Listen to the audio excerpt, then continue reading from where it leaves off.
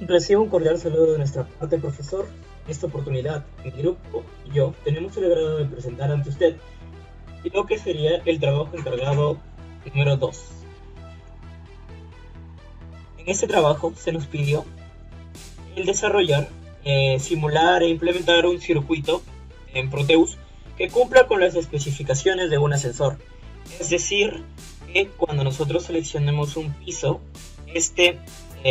accione un motor, el cual va a girar, y dependiendo del giro y del piso también al que hayamos seleccionado, nosotros mostraremos el piso en el que estamos. Por ejemplo, si queremos ir al piso 1, se debe desarrollar un giro horario, para ser exactos unas 16 vueltas, para que se pueda visualizar que hemos subido un piso, en este caso al piso 1. Y en el caso contrario, que sería bajar, desarrollaría la misma cantidad de giros para un piso, pero en el sentido inverso, que sería el sentido antihorario. Ahora bien, como se puede visualizar aquí, este vendría a ser el circuito que hemos implementado. Lo primero que tendríamos a considerar vendría a ser la parte inferior izquierda, como se puede visualizar aquí, en la que hacemos la implementación de los botones selectores. Es decir, que aquí depende básicamente de la mayoría del circuito, porque según la elección que nosotros hagamos, nos llevará al piso que corresponda. Lo que nosotros hemos hecho aquí vendría a ser básicamente eso, la instalación de los botones, en el que está compuesto por una fuente de alimentación. En este caso sería una batería de 9 voltios, que está conectadas a unas resistencias, y asimismo conectadas en serie a estas se encuentran los botones, en los que, por ejemplo, aquí está para el piso 0, que sería el sótano, piso 1, 2, 3, así hasta el 7, con sus respectivas resistencias de 330 ohmios, no muy grandes, claro. Y a su vez, estas por las salidas están conectadas a una referencia de tierra. ¿Por qué es importante el uso de las resistencias? Bueno, porque si nosotros vamos a querer cargar los datos, al momento que nosotros presionemos vamos a permitir el paso de la referencia a tierra. Entonces, ¿cómo podemos nosotros hacer una diferencia de voltajes si no hay hay un componente eléctrico entre ellas para desarrollarlo? Si no estuviera, entonces lo que pasaría vendría a ser la conexión, y diríamos que tierra es la misma que está conectada a la parte superior de la fuente, y eso no es correcto. Entonces, ahí radica la importancia de las resistencias también. Por ejemplo, vamos a mostrar ahorita una pequeña demostración. Por ejemplo, si yo presiono el botón, como se puede visualizar, estoy permitiendo el paso de la referencia. Ahora bien, cuando nosotros carguemos el dato, o sea, seleccionemos el piso al que queramos ir, esto lo que va a hacer es nuestro dispositivo 74HC148, el cual es un codificador de 8 líneas, como se puede ver aquí, de entrada a 3 líneas de salida.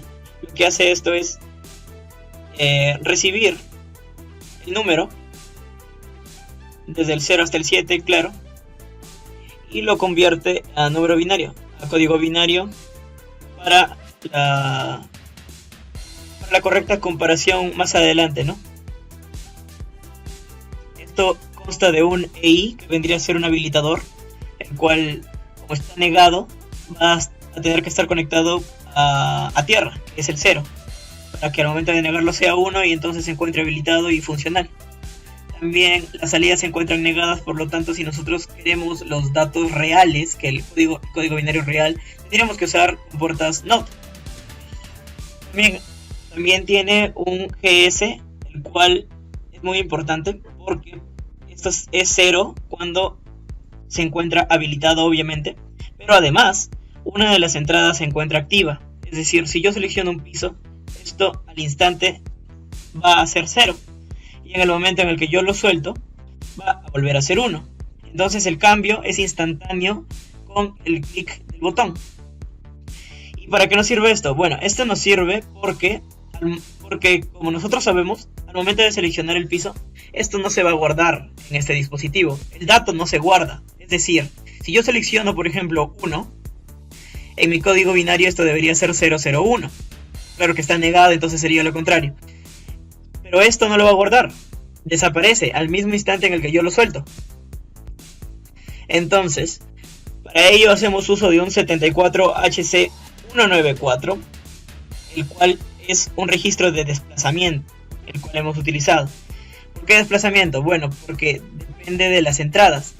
Esto hace que, como su mismo nombre lo dice, se desplace por medio de la basculación de forma sincrónica con la entrada del reloj, el cual se encuentra aquí. A su vez, esto tiene selectores, los cuales son muy importantes, claro. Si es que queremos que se desplace hacia la izquierda, hacia la derecha, queremos que carguen los datos o queremos que se encuentren en un estado de standby. Bueno, para eso nos va a servir. Nosotros queremos que esté en ese estado quieto, el estado quieto en el cual los datos se encuentren cargados aquí.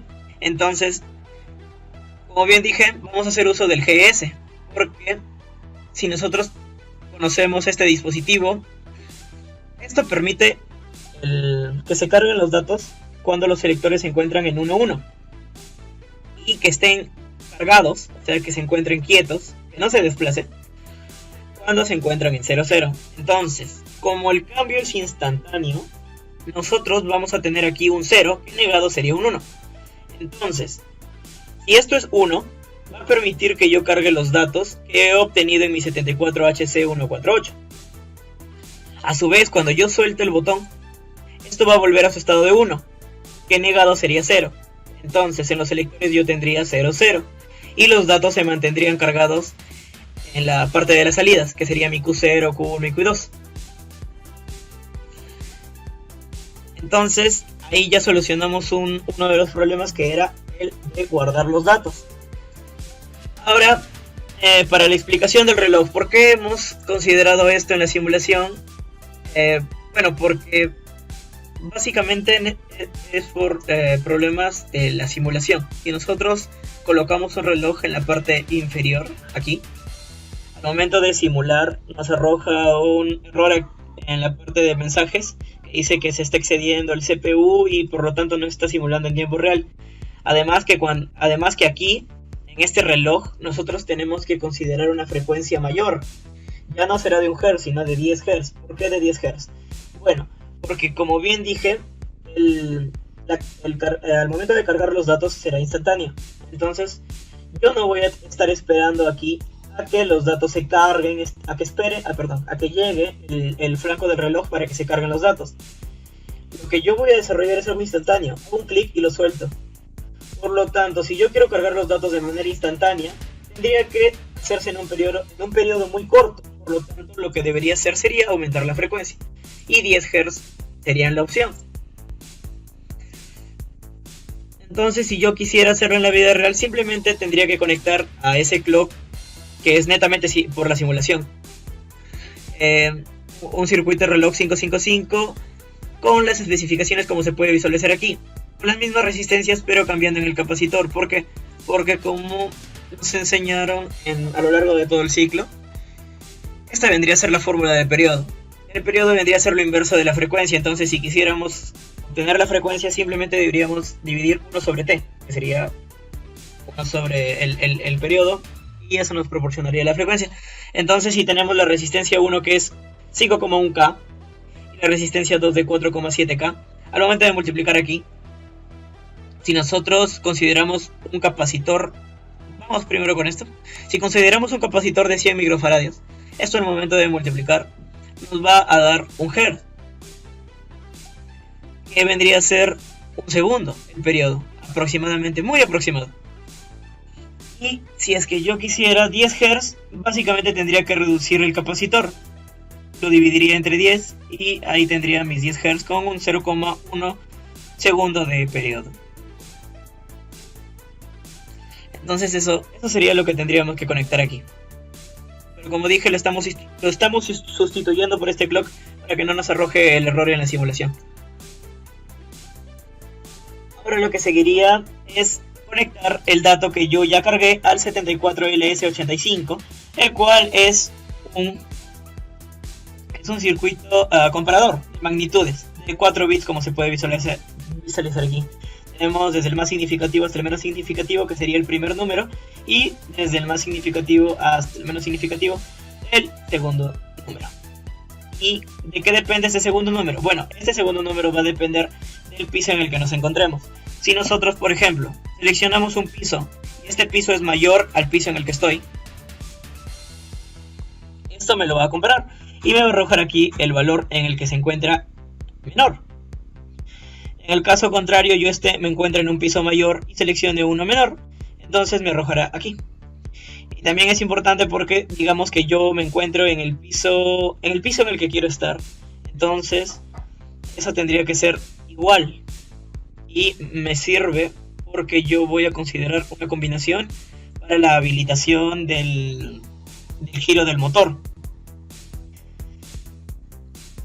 Como bien había dicho al principio del video, se quiere que sea un giro horario para que ascienda, o sea, suba a un piso mayor, y un giro antihorario en el caso de que yo quiera bajar.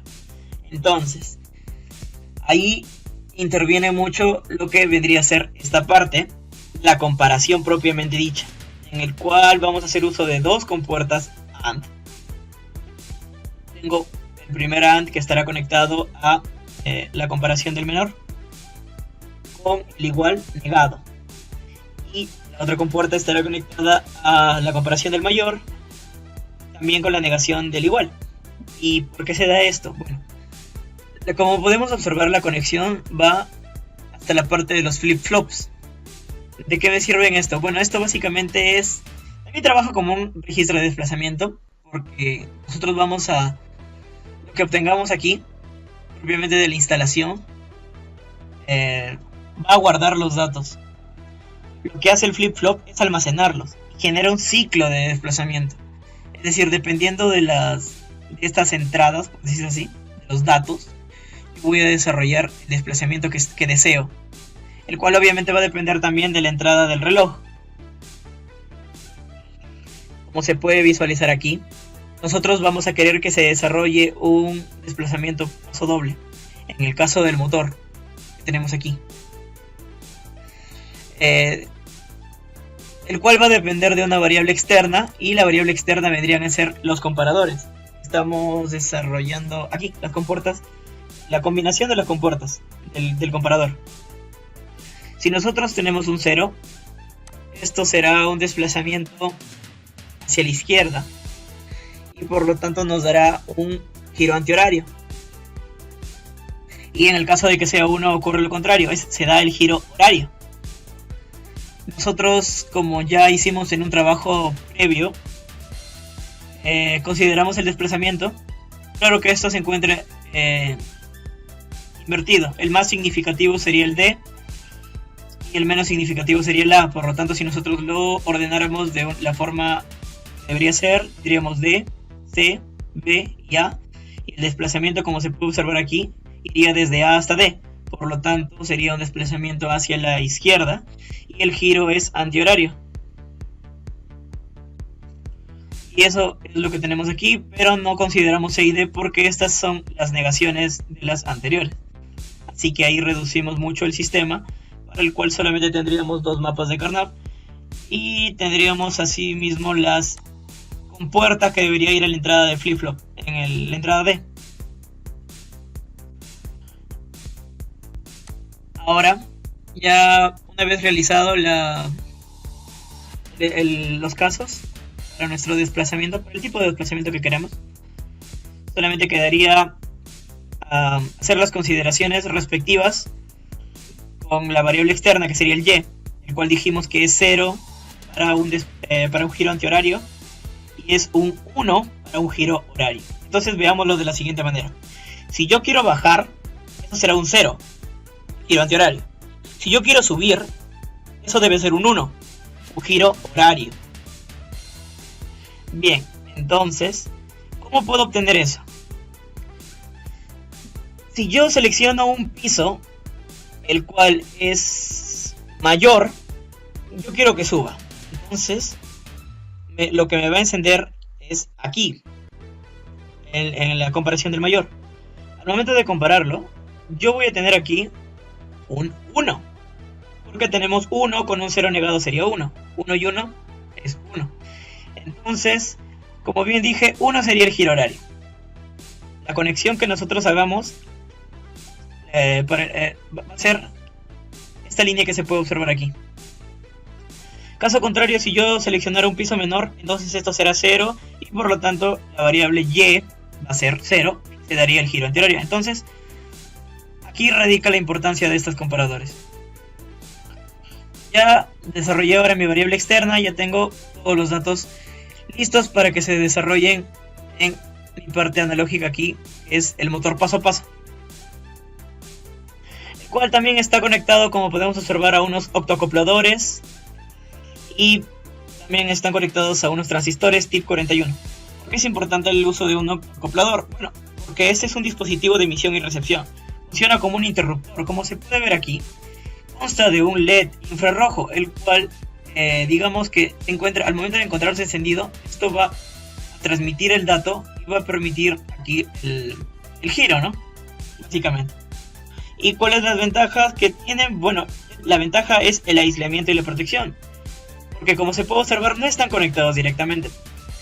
Entonces, digamos que se ocurre un error en la parte digital, entonces eso no afectaría a la parte analógica. No, por decirse así, no malograríamos los instrumentos.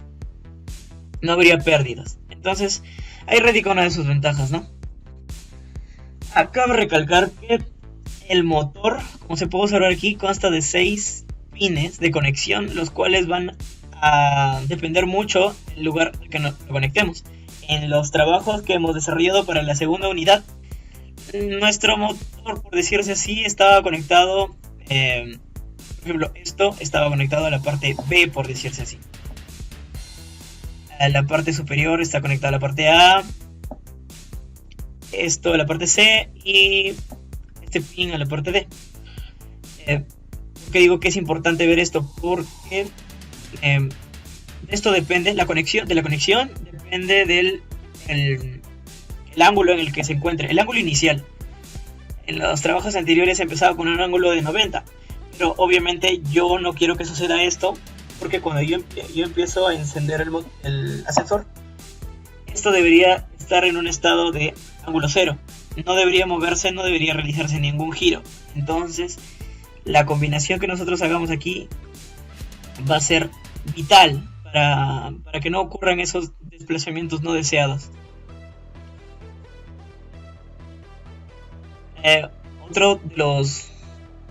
Otro de los casos que debemos también recalcar y explicar sería el dato de la inhibición del reloj, el cual consiste en el que yo ya me encuentro en el piso que quiero estar, sería igual. Entonces al momento de negar aquí, eso sería 0, 0, 0.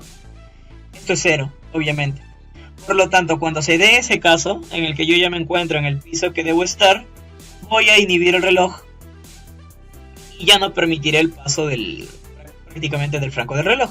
Por lo tanto, los flip-flops se quedarán en un estado quieto en el cual el motor ya no girará.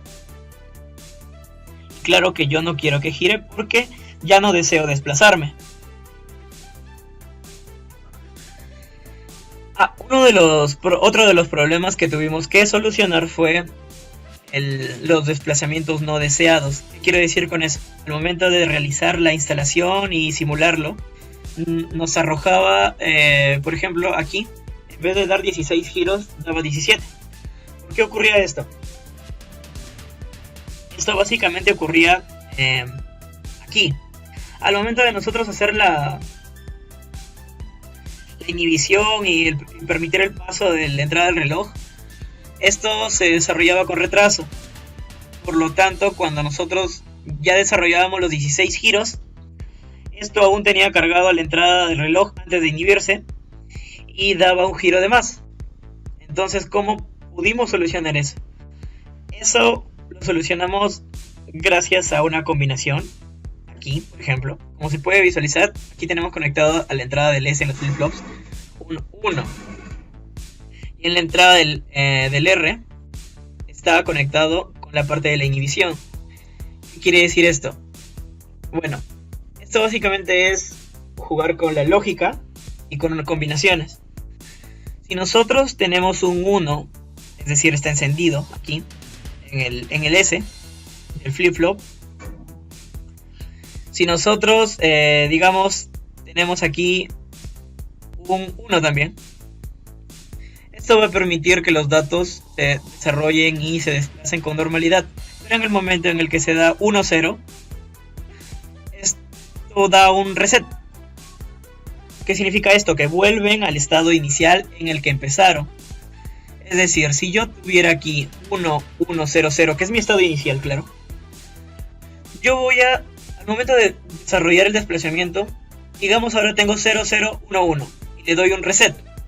Lo que hace el reset es, sin previo aviso, lo vuelve al estado inicial, que es 1-1-0-0. ¿Y por qué hicimos eso? Bueno, como nosotros sabemos, el motor, cuando desarrolla 4 giros, si empieza en 1-0-0-0, al desarrollarse los 4 giros, vuelve al estado inicial, que es 1-1-0-0. Entonces, si damos 12 vueltas, también quedaría en el mismo estado inicial. Por lo tanto, ahora, si yo quiero las 16 vueltas, que es para que me lleve a otro piso, el estado final va a ser el mismo al estado inicial. Entonces, si yo quiero eliminar ese giro de más que me daba, basta con que yo haga la combinación del reset, en el cual le quiera o le diga que se quede en su estado inicial, lo cual no afecta, porque, por ejemplo, yo ya di los 16 giros y volví a mi estado inicial. Si yo le doy reset, esto me va a decir que vuelva a 1-1-0-0, pero es básicamente el número en el que yo ya me encuentro, entonces no afecta en nada. Y además de no afectar, me eliminaría el giro de más que se estaba dando por el retraso del reloj. Pero obviamente aquí, al momento de desarrollar la instalación, aquí no voy a conectar un Logic State. Lo que tendría que conectar vendría a ser una fuente de poder externa, el cual vendría a ser, por ejemplo, una batería, o puede ser, aquí en el caso sería un power, sería una alimentación. Pero no para mostrar, estoy poniendo un Logic para que se pueda visualizar que efectivamente se encuentra en 1. Ahora bien, siguiendo con la explicación, si yo quiero contabilizar los giros, quiero que se contabilicen los giros con aquí, para que se desarrolle el ascenso y el descenso de los pisos, que tendría que conectar esto, y esto vendría a ser básicamente el contabilizador. Hacemos uso de un 74HC163, el cual es un contador binario, y su funcionalidad es eso, contabilizar. Esto lo vamos a conectar en la entrada del reloj a la parte superior, aquí. ¿Por qué es importante esto? Bueno, si yo quiero que contabilice al mismo instante en el que se empiezan a desarrollar los giros, yo debo conectar la entrada del reloj. O sea, tienen que compartir la misma entrada del reloj. Entonces, si yo sé que por la compuerta ocurre un pequeño retraso, yo no lo voy a conectar directamente con la entrada del reloj. Entonces tendría que conectarlo con la parte superior. Esto lo que va a hacer es compartir. Perdón, lo eliminé. Ya. Lo que va a hacer es compartir aquí su entrada del reloj, por lo que instantáneamente en el que se desarrolla un giro, esto va a empezar a contar. Ingresa el flanco del reloj y dependiendo de las entradas que tengamos aquí, esto va a contabilizar. ¿Y de qué va a depender esto? Esto va a depender también de la habilitación.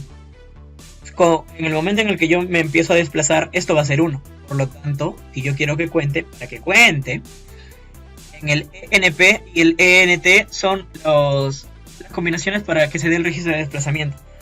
Son necesarios porque dependiendo de esta combinación es que se empieza a contabilizar. Debe estar en 1-1 para que se dé para que se empiece a contabilizar, ¿no? Con la entrada del reloj. Entonces, ¿qué pasaría si yo le doy un 00? Esto lo que va a hacer es un detenimiento y un reset. O sea, lo vuelve al estado inicial. Y claro, eso es lo que yo quiero. Porque una vez que se desarrollen los giros, los 16 giros, para subir un piso o bajar, yo voy a estar en detenimiento, por lo tanto ya no quiero que siga contando y lo regreso a su estado inicial. Acá hacemos uso también de un decodificador, el cual nos va a permitir transformar lo que obtengamos en la entrada y nos pueda mostrar en los displays de 7 segmentos. Ahora, en el caso de que nosotros queramos desarrollar los 16 giros y luego, por ejemplo, sería de 0 a 15 y en 15 para 16 vuelva a 0, 0, que se den los 16 giros, tendríamos que hacer una combinación para su entrada al bucle o su entrada al ciclo, ¿no?, del reloj. El primer caso sería cuando se da el 9. Yo quiero que cuente hasta 9 para que luego siga con 10, 11 y así sucesivamente. Entonces utilizo una compuerta AND y lo conecto a una compuerta OR, el cual va a depender de otro dato, que sería el dato 15, ¿no? En el número 15 y en el número 9 esto debe regresar a 0. Entonces es el momento de conectarlo en el momento en el que se da el 9, esto regresa a 0.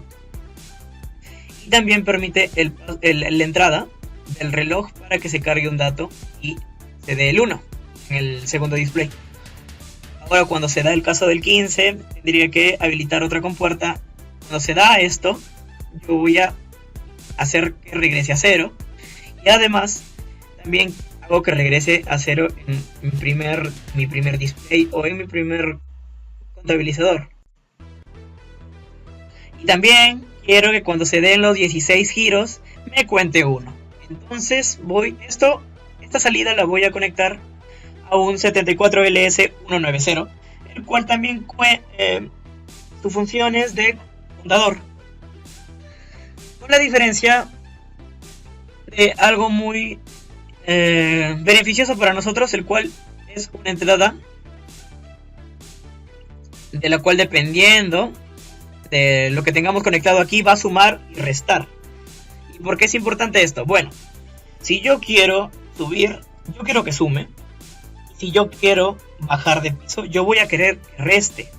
Entonces, si esto yo lo conecto a la comparación o aquí el comparador, digamos que cuando estoy seleccionado un piso mayor, yo voy a querer que sume.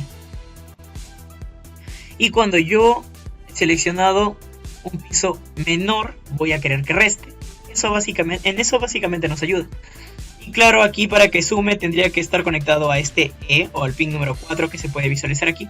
Pero como se encuentra negado, yo voy a tener que negar la entrada para que se dé la suma, ¿no? Se dan 16 giros, entonces yo aquí instantáneamente le digo, ok, vamos a sumar. Y le sumo 1.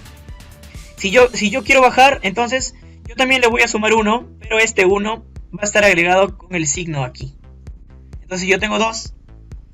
Va a ser 2 menos el 1 que yo tenía aquí, ¿no? En la entrada.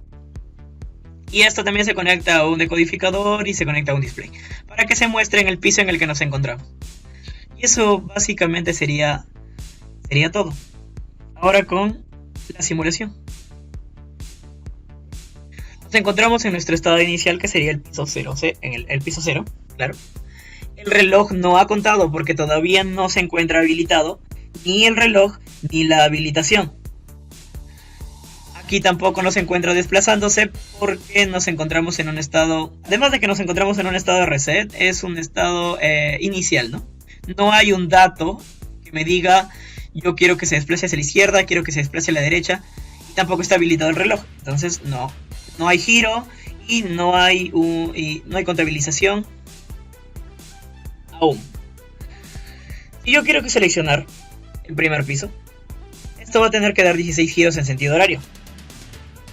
Y además me va a tener que mostrar aquí en la pantalla la contabilización de los 16 giros y el piso en el que yo me encuentro. Muy bien. Selecciono. A ver, lo voy a subir un poquito para que se pueda visualizar. Sí. Selecciono el piso 1, a ver, 1, 2, 3, 4, 5, 6, 7, 8, 9, 10. Bueno, a partir de aquí como que ya va a empezar un poco a retrasarse, pero no es porque sea un problema de las conexiones, sino son los problemas de la simulación. Como se puede observar aquí, el CPU de pronto empieza a subir demasiado y de golpe no, como que ya no se da el tiempo real, ¿no? Pero eso obviamente no va a pasar en la vida real. En la vida real yo hago mi conexión o hacemos nuestras conexiones y esto va a funcionar sí o sí. Bueno, bien, ya vimos que se desarrollaron los giros y hemos subido un piso.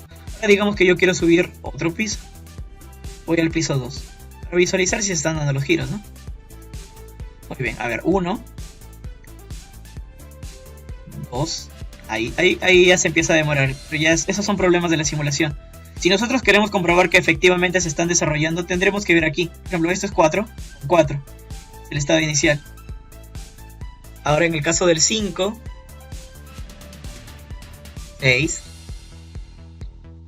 7 debería ser 1, 0, 0, 1. Ahí está.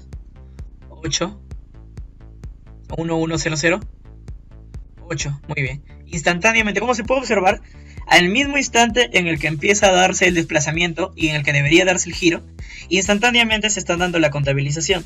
Entonces, ahí podemos visualizar que se está efectuando el conteo, ¿no? Y además porque hemos implementado este display, este contabilizador, es también para mostrar el número en el que se encuentra. Por ejemplo, nos distrajimos un momento y necesito saber en qué piso está. Entonces aquí esto me permite saber cuántas vueltas ha dado, cuántas vueltas está dando, y esta contabilización me va, al momento de darse los 16 giros, voy a dar el detenimiento. Ya no cuenta, pero claro, obviamente aquí se va a sumar un 1 porque estoy subiendo de piso. Ahora, si yo quisiera bajar, por ejemplo, el piso 0, y bien, esto demora un poco y básicamente es por eso, es por los problemas de la simulación. Pero después todo está conectado correctamente. El circuito del reloj, como pudimos observar en las fórmulas, está muy bien implementado con resistencias y con capacitores reales y comerciales. Entonces ahí no había problema.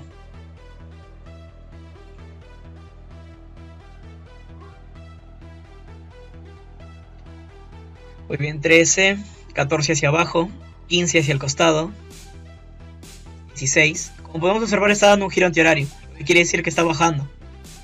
Y a ver, ya debería haber bajado un piso. Ha bajado un piso, perfecto. Ahora bien, digamos, 1 debería ir a la izquierda, 2 abajo. Ya esto que se demora, como bien dije, son problemas ya de la simulación de mi Proteus. Disculpe, profesores. Pero como bien dije, si queremos comprobar que efectivamente se están dando la contabilización correcta, tendríamos que observar aquí esta conexión que esté al mismo tiempo que se está dando el conteo. Ahí sería 6. Luego cuando yo... Muy bien, ese 7, como se puede observar, han cambiado al mismo tiempo. Ahora el 8.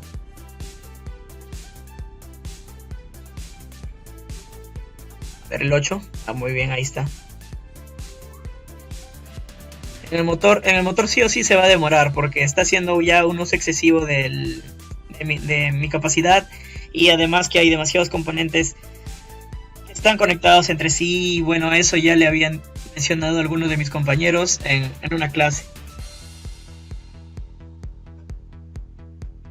12 hacia arriba. A ver, logrando para que se pueda visualizar el cambio exacto. A ver, 13. 14. Hacia arriba, bien. 15. Perdón, hacia abajo. Porque no puedo visualizar bien. Ok, 15. Y 16 regresa a su estado inicial. Aquí está, 16. como se puede observar, dio los 16, regresó a su estado inicial, el cual obviamente lo logramos con la combinación aquí en SIR, en un reset. Y también pudimos observar que nos llevó al piso en el que queremos estar. Ahora, lo que voy a hacer para la comprobación de los otros datos, como ya vimos que funciona para el piso 1, piso 2, para descender también, voy a hacer un intercambio. ¿Qué quiero decir con esto? Obviamente si yo lo pongo a simular en este momento se va a demorar media hora llevarme al piso 7. Entonces lo que voy a hacer es sustituir, claro, mi reloj por un clock. ¿Por qué lo sustituyo? Porque como bien dije, al momento de conectar el circuito del reloj con un periodo más bajo, me arroja un error. Por la simulación, ¿no? O sea, si de por sí ya estamos haciendo uso excesivo con el motor, al momento de subir la frecuencia, va a ser un mayor uso del CPU y no nos va a correr en tiempo real. Entonces, por eso lo estoy haciendo. Ahora bien, vamos a visualizar instantáneamente. Aparte porque obviamente yo voy a estar en el elevador y no voy a decir, wow, llevo media hora en el elevador y todavía no llego al piso en el que quiero estar. Obviamente esto ya lo logramos aumentando la frecuencia, ¿no? Y podríamos decir que estos dos van a compartir el mismo reloj, ¿no? Para que se den esos desplazamientos. Ahora bien, yo selecciono el piso 3. A ver, ahorita voy a empezar a contar. Ahí está. Subido un piso. Subido 2 pisos. 3 pisos. Muy bien, perfecto. Ahora quiero ir al piso 4. Es el siguiente piso, ¿no? Perfecto. Digamos que yo quiero ir al 4. Ya estoy en el 4. Ahora quiero ver si de verdad no se dan los giros demás. Selecciono el número 4. Muy bien, no me he ido a ningún otro piso. Voy al piso 7. 5. 6. Y 7. Perfecto, sí funciona. Obviamente es mi último piso, no hay más pisos que seleccionar, así que ese es el tope máximo, ¿no? Ahora yo quiero ir al quinto piso. Solamente nos faltaría visualizar al sexto piso. A ver, muy bien. Piso 5. Y ahora el piso 6.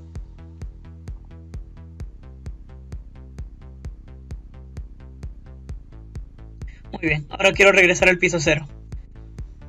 Para terminar de comprobar que efectivamente el circuito es funcional. 4. Como se puede observar aquí, está contabilizando los giros. Aquí va al mismo instante en el que se está dando el desplazamiento.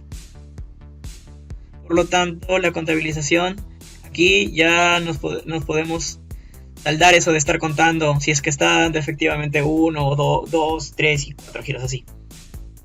Perfecto, llegamos al piso 0. Eso quiere decir que nuestro circuito está funcional y cumple con las especificaciones que se nos pidió. Giro antihorario para descender, giro horario para subir.